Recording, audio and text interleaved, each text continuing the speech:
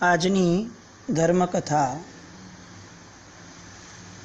આજે નવપતજીની શાશ્વતી ઓળીનો 7મો દિવસ. જ્ઞાનપદ. સમ્યક જ્ઞાન. આજે આપણે ઇન્ફોર્મેશન અને ટેકનોલોજીના જમાનામાં છીએ.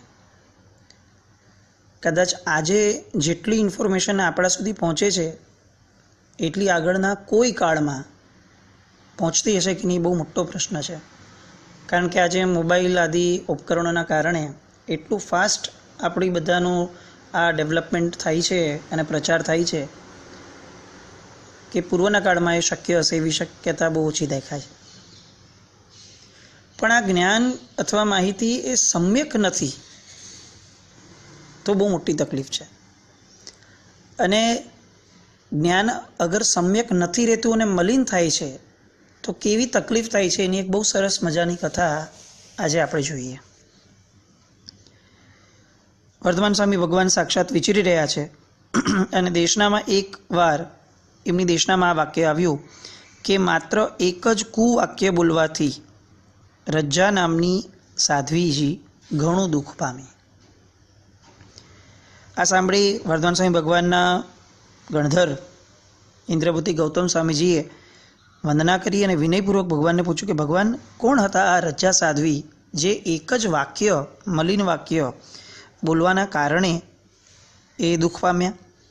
તો એમનો જે આ વિપાક છે, એમની જે આ કથા છે એ સાંભળવા માટે ગૌતમ સ્વામીજીએ વિનંતી કરી અને પ્રભુ વર્ધમાન પોતાના શ્રીમુખે આ રજ્જા નામની સાધ્વીજીનું ચરિત્ર કહે છે. વર્ષો પહેલાંની આ વાત. ભરત ક્ષેત્રમાં ભદ્ર નામના આચાર્ય ભગવંત હતા. એમના સમુદાયમાં 500 સાધુ ભગવંતો અને 1200 સાધ્વીજી ભગવંતો હતા. એ સમયે મહાત્માના સમુદાયમાં 3 ઉકાળાવાળું ઊનું એટલે કે ગરમ, પછી આયામ એટલે કે ઓસામણ અને સૌવીર એટલે કે કાંજી, આ 3 પ્રકારના પાણી ઉપયોગમાં લેવાતા હતા. અત્યારે પણ આપણા પચકખાણના અગારો જે છે એમાં 3 વસ્તુઓ સામેલ થતી હોય છે.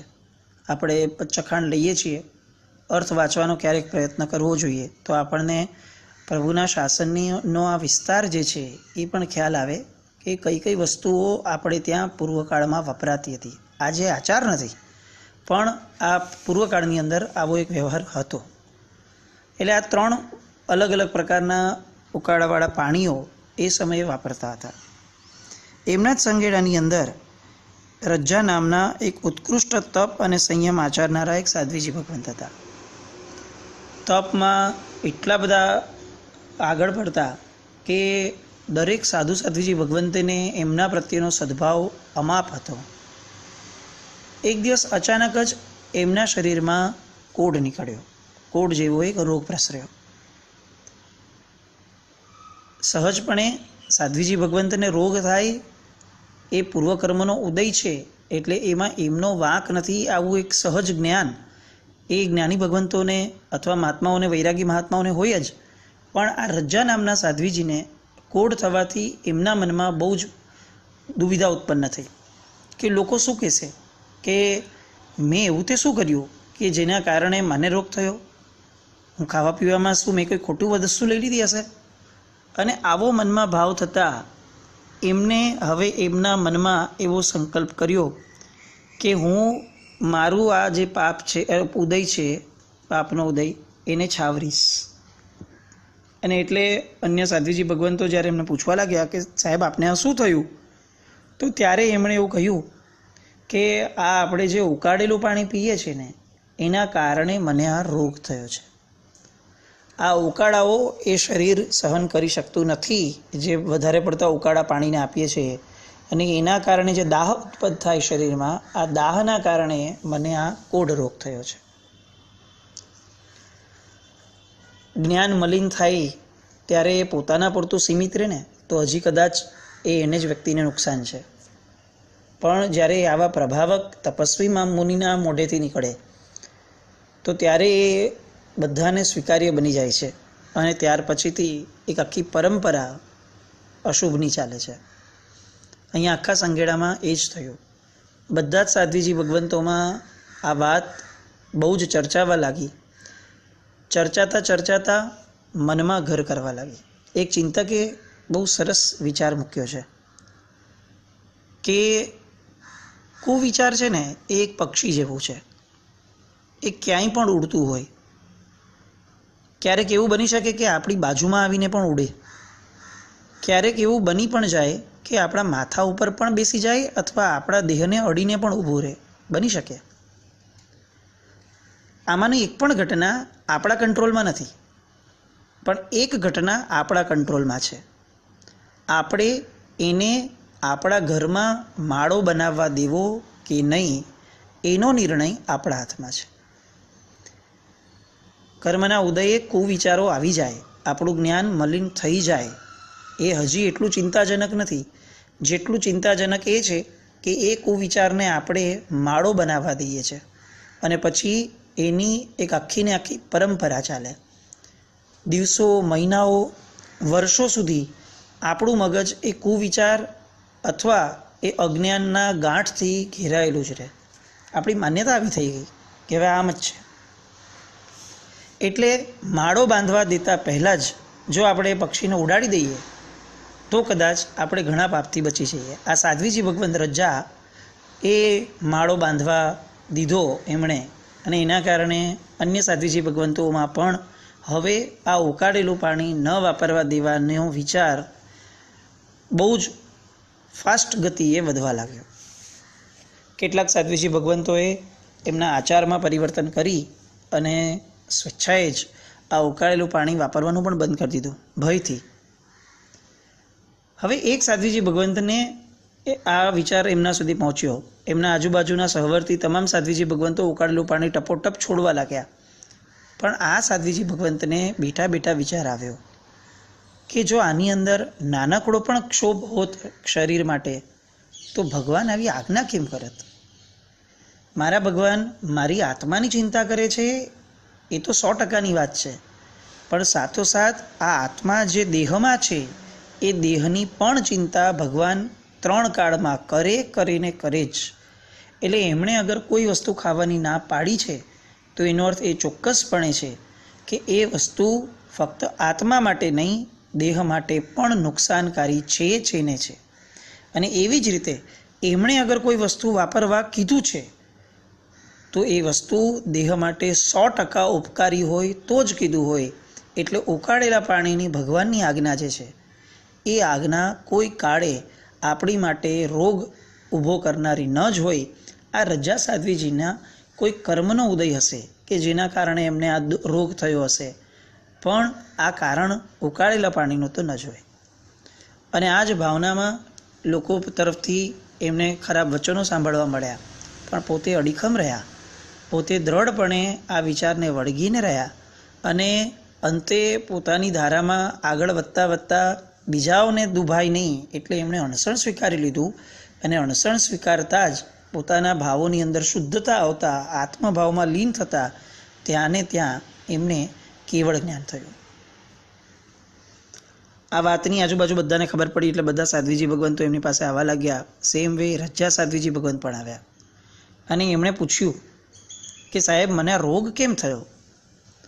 અને કેવળી ભગવંત એમને એમ કહે છે કે તમને હકીકતમાં શરીરની અંદર રક્તપિત્તનો રોગ હતો અને એ હોવા છતાં પણ તમે બહુ જ તેલવાળી વસ્તુઓ ખાધી છે, વધારે પડતો આહાર લીધો છે, અને તમે જે ગોચરી લાવ્યા છો એની અંદર કરોળિયાની લાળ મિક્સ થયેલી હતી.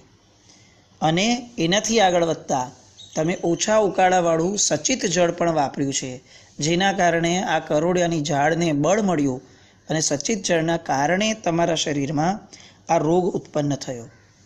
અને એમાં અધૂરામાં પૂરું તમે આ બધી આશાતનાઓ કરી એના કારણે શાસન દેવી તમારી પર કોપાયમાન થયા છે અને એમણે પણ તમને કર્મનું ફળ આપી અને તમને આ કોડ પ્રસરાવ્યો છે. આ સાંભળી રજા સાધ્વીજી ભગવંતને ભયંકર પશ્ચાતાપ થવો જોઈતો હતો પણ થયો નહીં. એમણે એમ કીધું કે સાહેબ હું આનું વિધિપૂર્વક કોઈ પ્રાયશ્ચિત કરી લઉં તો મારું શરીર સારું થઈ જાય ને. અને અહીંયા કેવળી અમને જવાબ આપે છે કે પ્રાયશ્ચિત આપીશ તો અવશ્ય સારું થઈ જશે, ના નથી, પણ આ બધામાં તમારું શરીર સારું થાય એની ચિંતા કેમ કરો છો? તમારો આત્મા કેટલો મલિન થયો છે, તમને એની ચિંતા નથી? તમે આજે જે બોલ્યા એના કારણે કેટલા બધા સાધ્વીજી ભગવંતો એ આ ખોટી વાતમાં ભરમાઈ અને પ્રભુના શાસન પ્રત્યે અવહેલના કરનારા થયા છે. એ પાપ તમે ક્યારે છોડશો? પણ અહીંયા રજા સાધ્વીજીને પોતાના દૈહિક રોગોની ચિંતા વધારે થતાં એમણે પ્રાયશ્ચિત લીધું, પણ પ્રાયશ્ચિત લઈ અને પોતાના શરીરના રોગોના ઠીક થવાના આશયને રાખ્યો. આપણા શાસનની અંદર જેટલી મહત્તા ક્રિયાની છે, કદાચ એટલી અથવા એનાથી વધારે મહત્તા આશયની છે. આપણે કયા આશયથી ક્રિયા કરીએ છીએ એ બહુ મહત્ત્વનો છે મુદ્દો. અને કદાચ જો કોઈ આશય વગર ક્રિયા કરીએ છીએ તો એની પણ કિંમત સાવ મામૂલી અથવા કિંચિત હોય એવી પણ આપણે ત્યાં વાતો છે. એટલે આશય શુભ જ હોવો જોઈએ, એના સિવાયનો અશુભ આશય અથવા આશય વગરની સ્થિતિ એ બે આપણે ત્યાં માન્ય નથી. અહીંયા અશુભ આશયથી એમણે આ પ્રાયશ્ચિત કર્યું અને પોતાના દેહની શુદ્ધિ તો કરી, પણ એના કારણે ભવાંતરમાં એમને એવું પાપ લાગ્યું કે એના કારણે અનેક ભવ સુધી એમના શરીરમાં કોઢ, ભગંદર, જળોદર, વાયુ, ગુલ્મ, શ્વાસ આદિ અનેક મહારોગો દીર્ઘકાળ સુધી એમને વેઠવા પડશે. નિરંતર એમને દુઃખ મળશે, નિરંતર એમને દારિદ્ર્ય મળશે, દુર્ગતિ, અપયશ, સંતાપ અને ઉદ્વેગ થશે. આ બધા જ વચનો પ્રભુ વીર પોતે પોતાના મોઢેથી બોલે છે. આપણે આપણા જ્ઞાન ઉપર શ્રદ્ધા ન રાખીએ, આપણે આપણા જ્ઞાનને સમ્યક બનાવવાનો પ્રયત્ન ન કરીએ તો આ મિથ્યા થયેલું જ્ઞાન સ્વ અને પર બધાને કેટલું નુકસાનકારી છે એની વાત સ્વયં વર્ધમાન સ્વામી ભગવાન અહીંયા ગૌતમ સ્વામી ભગવાનને જણાવે છે. અને મોરલ છેલ્લે આપે છે કે હે ગૌતમ, ભાષા સમિતિથી શુદ્ધ વાક્ય જે બોલે છે એ કેવળ જ્ઞાન પામે છે, પણ જે ભાષા સમિતિ જાળવતા નથી અને વિના વિચારીએ બોલે છે એ આચારથી ભ્રષ્ટ થઈ અને રજા સાધ્વીજીની જેમ દુર્ગતિની પરંપરા ઊભી કરે છે અને ભવાંતરમાં વિડંબના અને દુઃખ પામે છે. આપણે સમ્યક જ્ઞાન મેળવી શકીએ તો બહુ મોટો આનંદ છે, પણ છેવટે આ જગતની અંદર મિથ્યા જ્ઞાન પ્રસરાવનારા તો ન જ બનીએ. આટલો પણ શુભ સંકલ્પ એ કદાચ જ્ઞાનપદની આરાધના છે. આજે વર્ધમાન સ્વામી ભગવાનનું જન્મ કલ્યાણક છે. અનેકવિધ આપણને આલંબનો વોટ્સએપ પર અત્યારે ફરી રહ્યા છે. આ દરેક આલંબનમાં ઉજમાળ થવાથી આપણને લાભ છે. વોટ્સએપની પોસ્ટ ફક્ત ફોરવર્ડ કરી દેવું કે ભગવાનનું કલ્યાણક આવી રીતે ઉજવવું જોઈએ, એનાથી કેટલો લાભ છે એવો કોઈ ઉલ્લેખ ક્યાંય આવતો નથી. આપણી જાત ભળે, આપણું મન ભળે, આપણું ચિત્ત કેટલીક ક્ષણો માટે પણ પ્રભુ વીરમાં સ્થિર થાય. અને વર્ધમાન સ્વામી જન્મ્યા તો આજે આપણામાં ધર્મ જન્મ્યો, આવો જે એક શુભ ભાવ છે, વર્ધમાન સ્વામી પ્રત્યેનો જે ઋણ સ્વીકારનો ભાવ છે એ આજે પ્રગટ થવો જ જોઈએ જો આપણે જૈન છીએ તો. એટલે ખાસ આજના દિવસને એક બહુ આનંદ કિલ્લોલ સાથે કુદરતે અને સરકારે આપણને આટલી બધી સગવડ કરી આપી. નહીં તો નોર્મલ કોર્સમાં પર્યુષણાના દિવસોમાં ભગવાનનું જન્મ વાંચન જે ઉત્સાહથી ઉજવાય છે એનો 10મા ભાગનો પણ ઉત્સાહ ભગવાનના રિયલ જન્મ કલ્યાણકમાં ક્યારેય લગભગ જોવા નથી મળ્યો. બહુ તો સવારે એક વરઘોડો નીકળે ભગવાનનો અને ઘરે તોરણ બંધાય. આનાથી વધારે લગભગ આપણે ત્યાં ઉજવણીઓ થઈ નથી. આજે કુદરતીની અનુકૂળતા જુઓ કે 24 કલાક આપણે આપીએ તો પણ આપણને ઓછા પડે એટલા ફ્રી આજે આપણે છીએ. અને આજે આપણા ભગવાનનો જન્મદિવસ, બહારની જેટલી પણ ક્રિયાઓના આલંબનથી આપણાને અંદરમાં શુભતા પ્રગટ થતી હોય, બહુમાન પ્રગટ થતો હોય, દરેક ક્રિયામાં તો જોડાવવું, પણ દરેક ક્રિયાની પાછળ આશય બાંધવો, સંકલ્પ લેવો અને એ પત્યા પછીથી એનો અનુમોદન, એનો આનંદ પણ મનમાં રાખવો. આ કદાચ આપણા માટે શ્રેષ્ઠ ક્રિયાની દિશામાં ડગલું ગણાશે. આવો સમ્યક જ્ઞાનની આરાધના અને પ્રભુ વર્ધમાનની આરાધનામાં લયલીન બનીએ અને નવપદજીની આરાધના કરતાં કરતાં વહેલામાં વહેલી તકે આપણે સમજણના ઘરમાં આવીએ, સમ્યક જ્ઞાનને પામીએ એવી શુભકામના. જય નવપદ.